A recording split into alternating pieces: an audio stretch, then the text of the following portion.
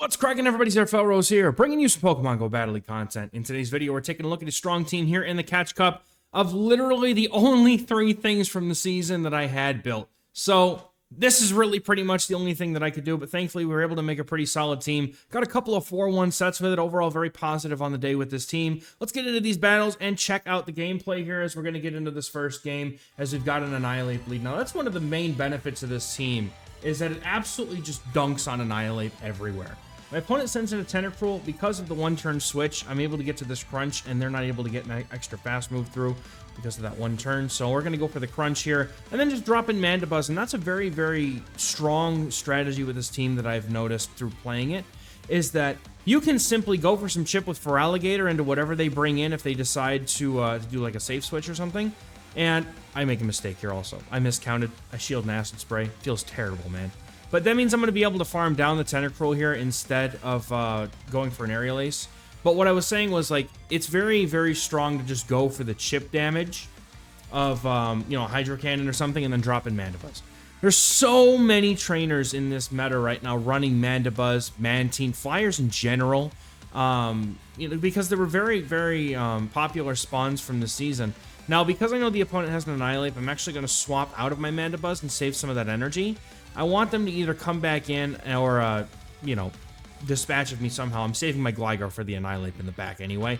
I'm going to go for the Hydro Cannon here. My opponent's forced to use their first shield, so now I have an option to either come in with the Mandibuzz or start getting energy on the Gligar, which I'm actually going to decide to go for the Gligar here.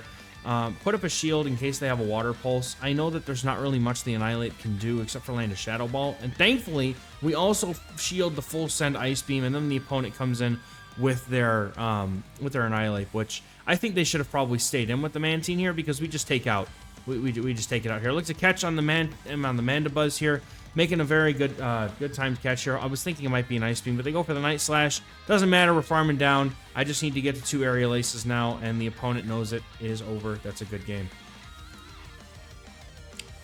Getting into the next battle here, we got our Shadow Gator on the lead versus Alolan Sandslash. Very positive lead. And something I've noticed is almost all of the Alolan Sandslashes are running Night Slash. Or not Night Slash, good. I'm looking at Annihilate thinking Night Slash. No, they're running Powder Snow. And much to my despair here, because the Shadow Claw Alolan Sandslash is much worse overall into this team, and the Powder Snow absolutely claps my cheeks. Now, my opponent gets a boost here, goes for straight Night Slash.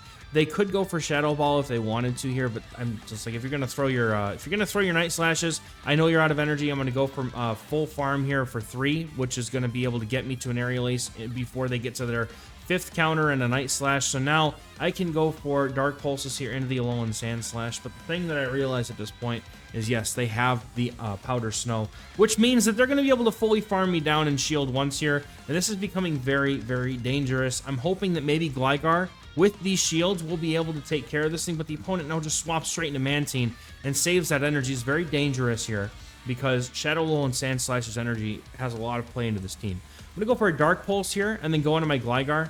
I essentially just want to keep Gligar as far away from the Alolan Sandslash as I can.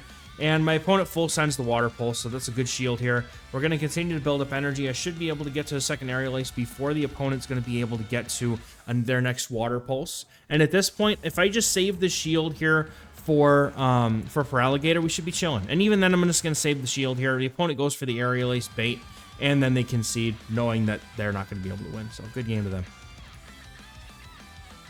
Team is very, very strong. The pressure of Feraligatr is insane. So opponent leads here with a Lickitung. I'm going to immediately safe swap into my Gligar. Something to note, if you check the IVs on my Gligar here, having 5 attack, this isn't just a random Gligar that I caught and built. This one actually gets a break point against almost every single Lickitung.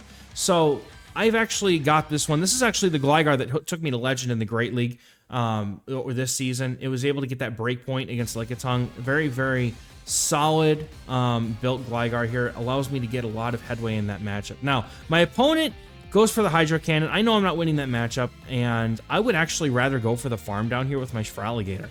Reason why is the Shadow Gator has a very very strong amount of play into Lickitung if it has energy, which is this is what I was hoping to do here, was to be able to get some energy. Now, my opponent does not have enough to get to a body slam here. I'm going to fire off both these Hydro Cannons. Hydro Cannon does about 50% to Lickitung.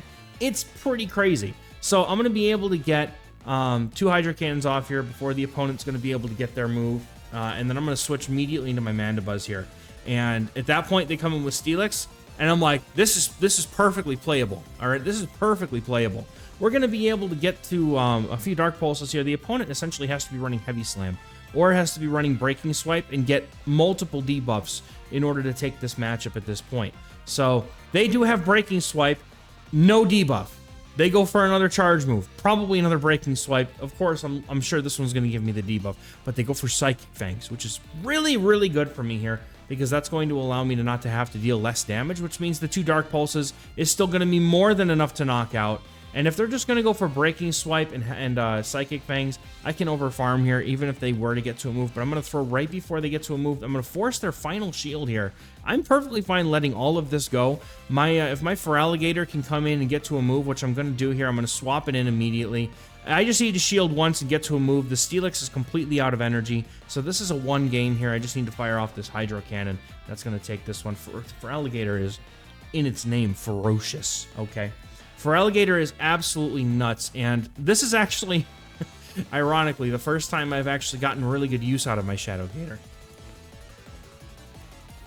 A good game to that opponent, getting into the next battle. Using Shadow Feraligatr, it's just absolutely insane how much energy. I think, honestly, I know that people were using it on the save swap. I genuinely believe it is a better lead than a save swap, if not for the simple fact that, you know, if you were to swap it in, sometimes there's those awkward situations where, you know, against an opposing Shadow Feraligatr, or, you know, something that has the same pacing, right? Like an Aerial Ace, like Gligar.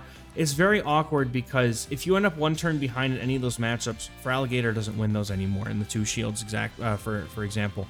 So I actually like it in the lead where I can put that pressure on to be able to deal that quick Hydro Cannon damage and dip instead of doing a safe swap strategy, where what ends up happening more often than not is Feraligatr safe swaps in and gets just farmed down by something after taking 1 charge move. It's quite miserable, to be honest. But so I have a choice to make here. I'm expecting them, since they had Skarmory, I'm thinking there's probably a Whiscash in the back. So I'm going to play to that expectation, and if I'm wrong, then so be it.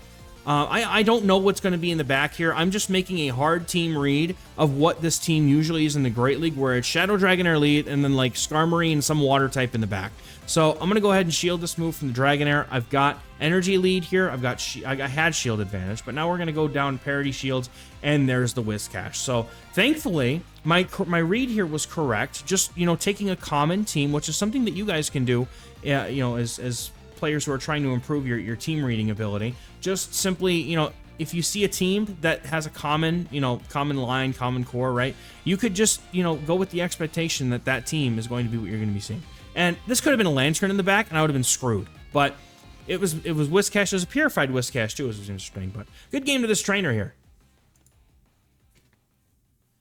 We're going to be getting into the next game here. Feraligatr against a Ferrothorn. This is a really tough lead here, but we're going to try to make it work. We're going to go straight into the Gligar here, because Mandibuzz would technically be the better matchup, as it does force the opponent to go for the Thunder. My opponent makes a magnificent catch here, trying to catch a Dig, I think, but we end up throwing the Aerial Ace here, which is more, you know, more in line with what I would have wanted to do anyway. We're going to go for Aerial Aces here with as good timing as possible. This matchup, I don't necessarily think, I mean, I would like to flip it if I can, but I'm not going to go too far out of my way to flip it. But the opponent is like absolutely just farming their face off right now.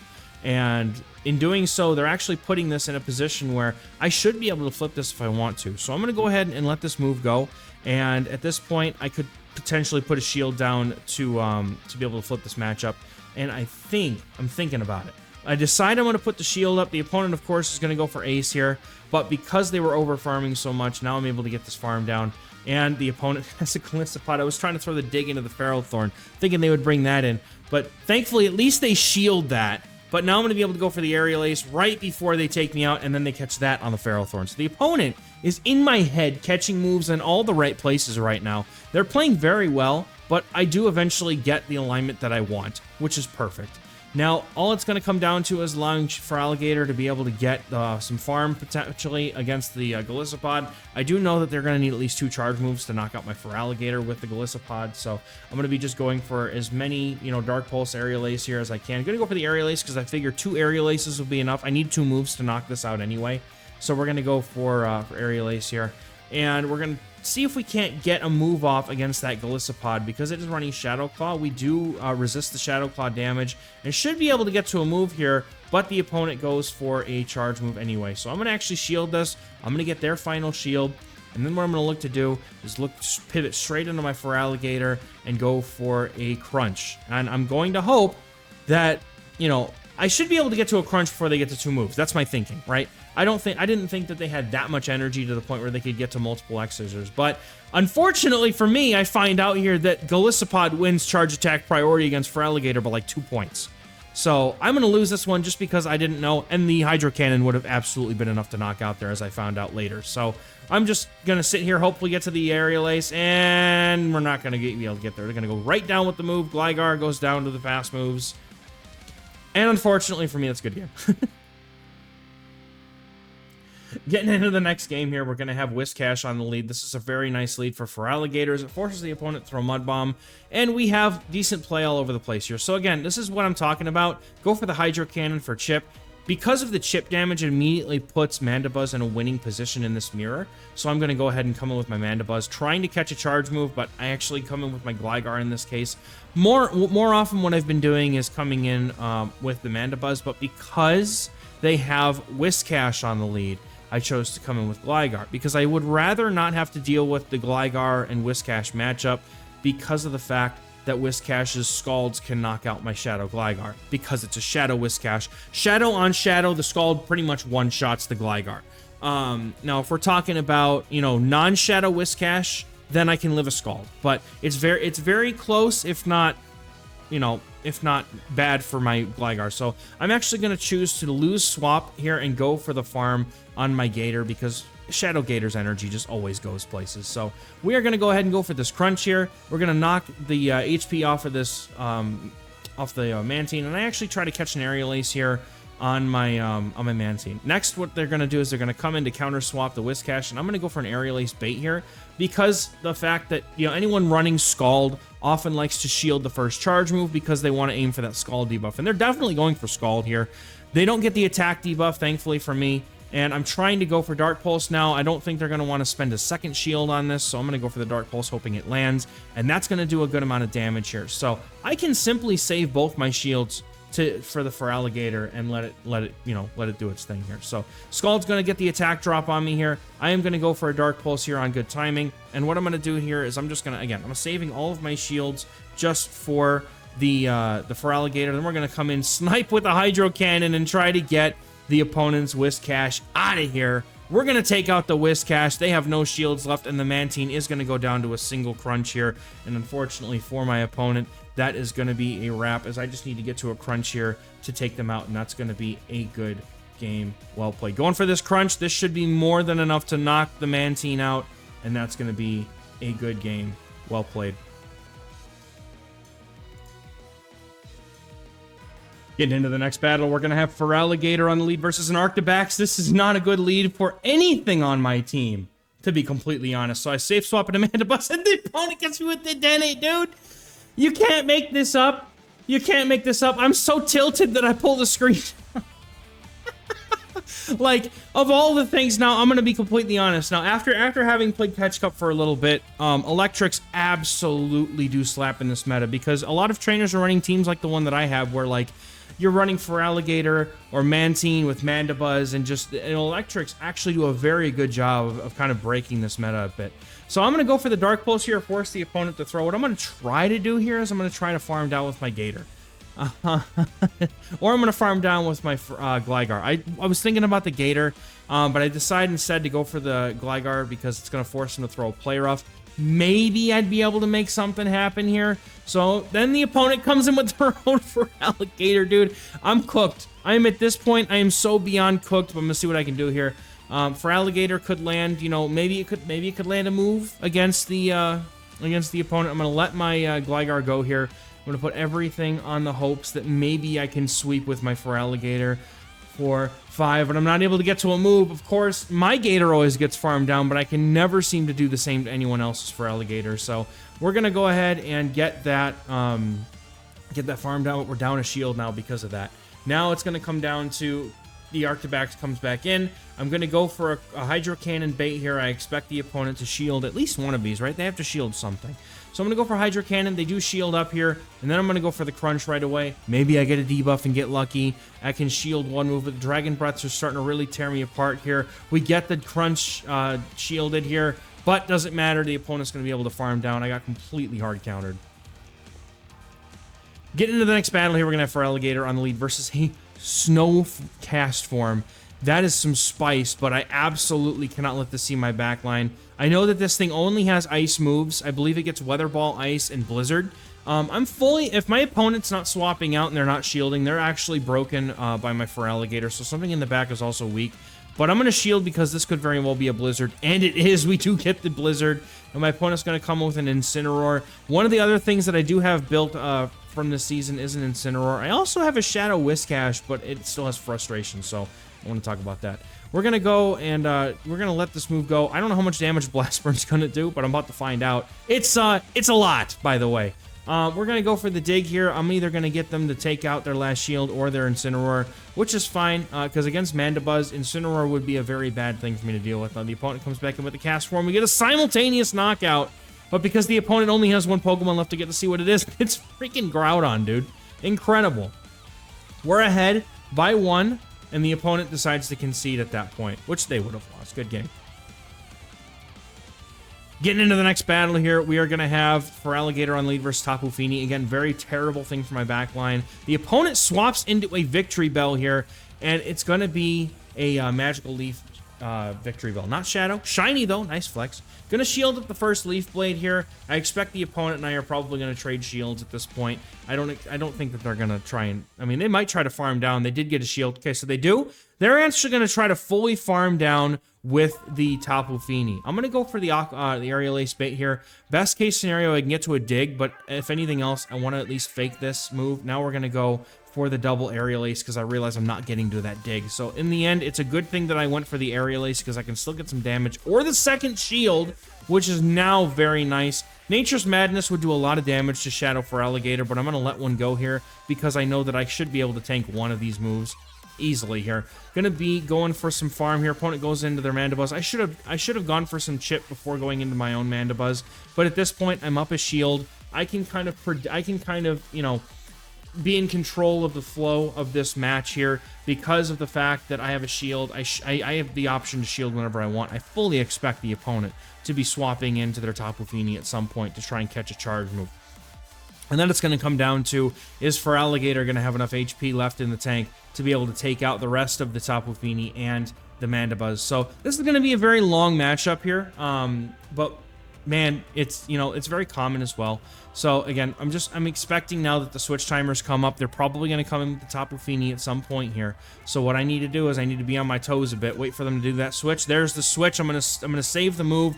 The opponent was at a charge move from that farm from the Gligar. So I'm going to shield up here as I need to keep my Feraligatr alive, and it was just a Surf. That's okay, though, because I can go for this Hydro Cannon, and if it doesn't knock out, I should be able to farm down, and we do. We have the Hydro Cannon loaded here. Gonna go for this Hydro Cannon, and this is either gonna knock out the Mandibuzz or come very close to it, and we're getting close to the, well, not even close, that switch timer's not up yet, but we charge attack priority tie here, and this is gonna be an Aerial Ace, and they're gonna take out my Gator, but they're gonna undercharge it, actually, but I'm gonna go for the farm down anyway, because we are gonna be able to make it a good game. Getting into the next battle here, we've got Feraligatr on the lead versus Victory Bell. This is not great. So what I'm going to do here is I'm going to go straight into my Gligar here. Normally I safe swap the Mandibuzz, but I'm going to go ahead and come in with the Gligar here just because that's the least dominating of the two matchups. And the opponent staying in here trying to go for a Leaf Blade means that I can outpace and get their first shield with the Aerial Ace. Now I'm going to let this go because I've already got this thing down to a point where it's basically in range for me to take it out with a Hydro Cannon.